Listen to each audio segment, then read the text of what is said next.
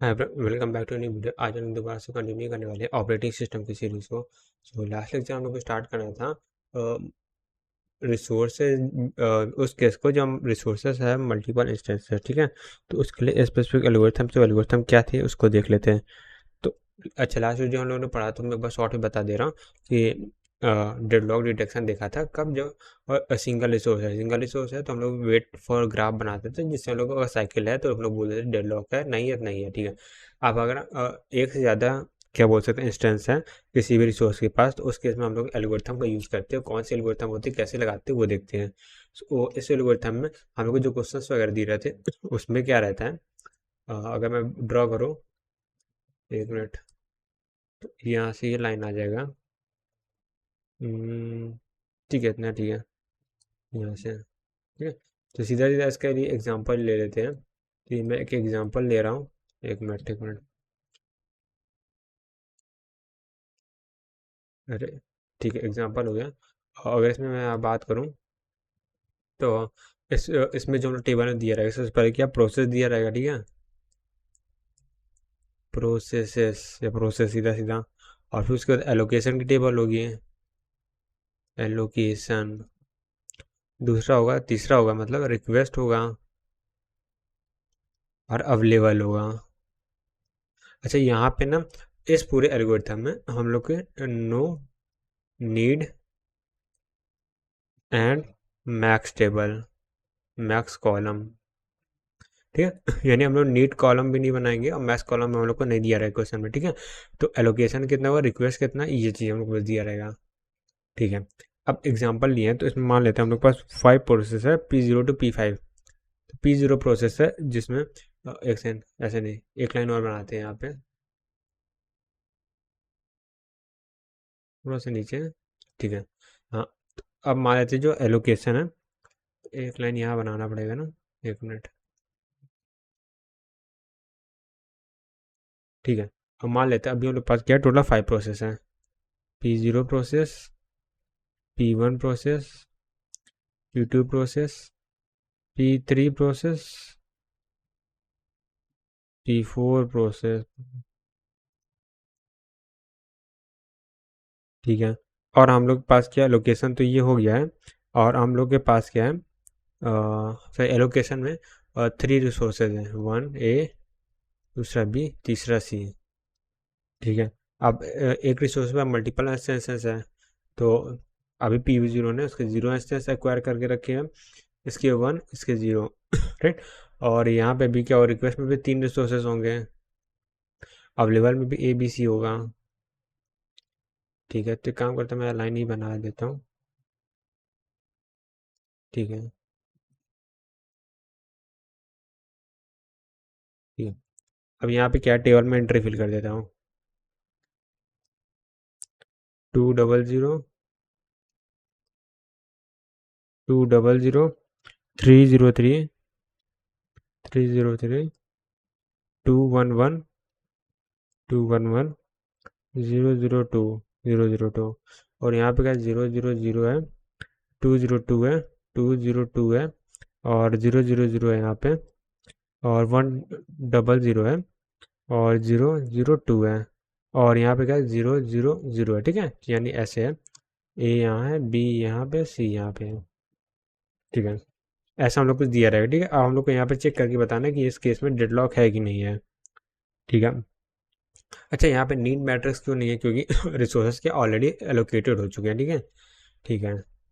ये चीज़ है। तो अब इसमें हम लोग क्या करते हैं, जो सॉल्यूशन या प्रोसेस होता है, इसमें क्या होता है, इसमें एक जो स्टेप होता है, उसमें हम लोग करते हैं, ऐसे लिखेंगे इसको। जो स्टेप होता है इसमें क्या करते हैं, फाइंड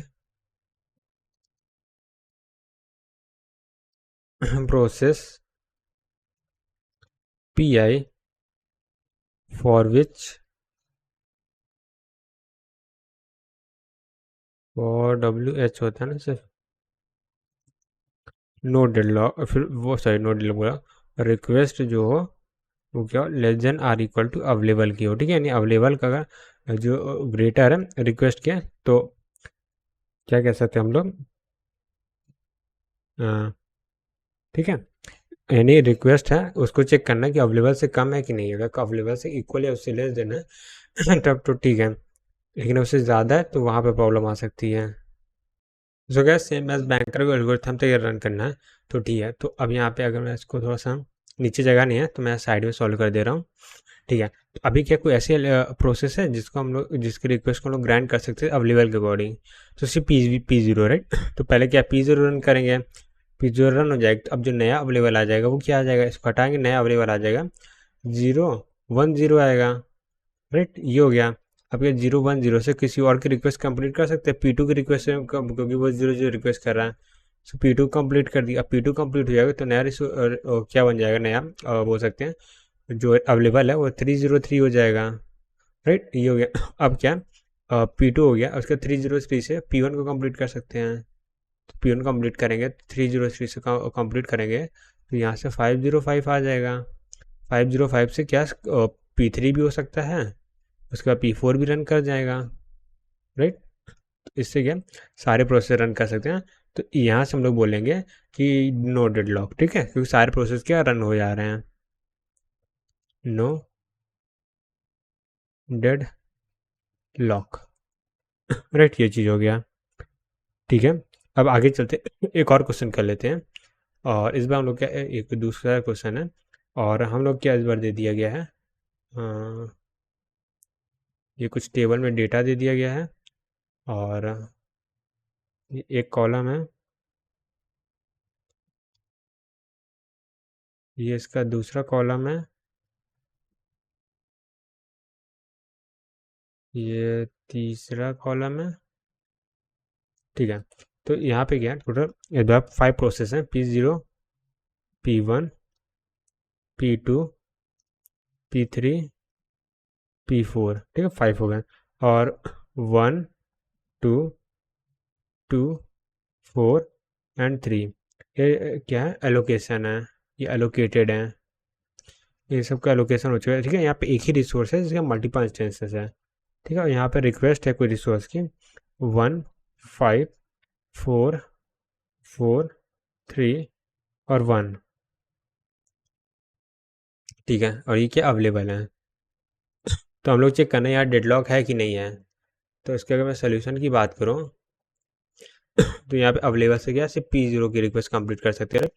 फिर रिक्वेस्टेड में P0 एक है जहाँ पे कंडीशन मैच हो रही, P0 को रन करेंगे तो नया अवेलेबल है वो कितना आ जाएगा, 2 आ जाएगा।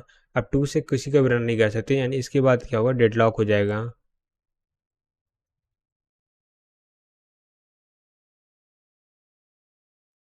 राइट। ये हो गया, यानी P1 P2 P3 P4 run ही नहीं हो पाएगा कभी भी, राइट, ठीक है।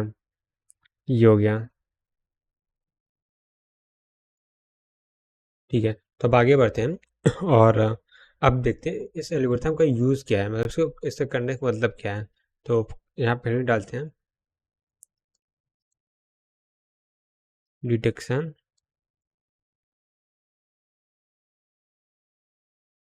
एल्गोरिथम, ये एल्गो यूजेस। तो डिटेक्शन एल्गोरिथम का यूज़ क्या है ये हम लोग को देखना है। तो यहाँ पे हम लोग क्या मतलब कब यूज़ करना है, ठीक है। When should we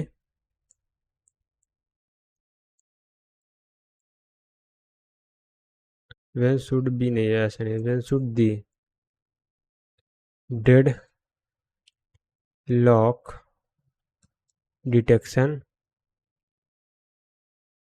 is done, ये क्वेश्चन है, ठीक है। तो डेडलॉक को डिटेक्शन कब करना चाहिए, तो यहाँ पे दो चीज़ें हैं इसके सोल्यूशन बात करें। एक टर्म होता है फ्रिक्वेंटली, कलर चेंज करते हैं तो मजा आएगा। एक टर्म होता है फ्रिक्वेंटली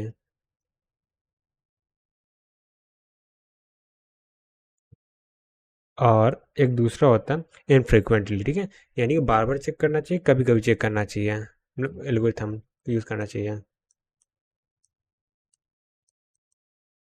राइट। ठीक है, अगर बार बार रन करेंगे तो क्या होगा, बहुत ज़्यादा टाइम कंज्यूमिंग होगा, हम लोग का टाइम वेस्ट होगा, टाइम कंज्यूमिंग, राइट। तो फ्रीक्वेंटली तो हम लोग नहीं कर सकते हैं। अगर इनफ्रीक्वेंटली करेंगे तब क्या होगा, प्रोसेस में be in deadlock for long time without being notice. ठीक है, तो यहाँ पे दोनों में अपनी अपनी एक प्रॉब्लम है। ठीक है, मतलब ये क्या है, अगर फ्रीक्वेंटली चेक करेंगे तो भाई प्रोसेस सीपीयू में लोड बढ़ जाएगा। अगर नहीं करेंगे तो प्रॉब्लम ये आ जाएगी कि हो सकता है कई प्रोसेस डेडलॉक में हम लोग चेक ही नहीं कर रहे हो। राइट। तो दोनों प्रॉब्लम है। तो अब इसमें क्या है, अगला पॉइंट लिखते हैं। तो यहाँ पे आ जाएगा, अब कब कब कर सकते हैं। तो इसके लिए एक सोल्यूशन लाया गया, do deadlock detection after every resource allocation.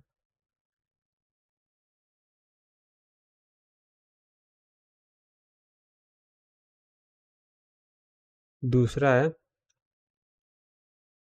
Do deadlock detection only when there is some clue. ठीक है, देयर इज सम क्लू। ठीक है। अब क्लू मतलब ये कोई भी हिंट हो सकता है, मतलब हिंट मतलब कि क्या प्रोसेस क्या रन नहीं कर रही हैं, दोनों प्रोसेस की स्टेट इक्वल है।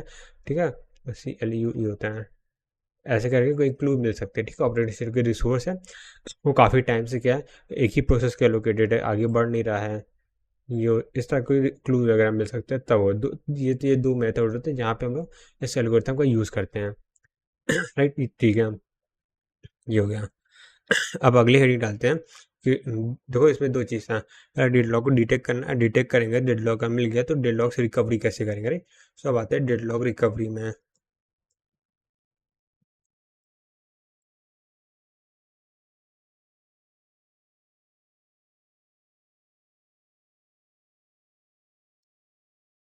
ऑलराइट, तो एक काम करते हैं, आज के लेक्चर को ये पेंड करते हैं। मैं मिलता हूँ नेक्स्ट वीडियो में, तब तक के लिए bye bye, see ya, take care, have a nice day.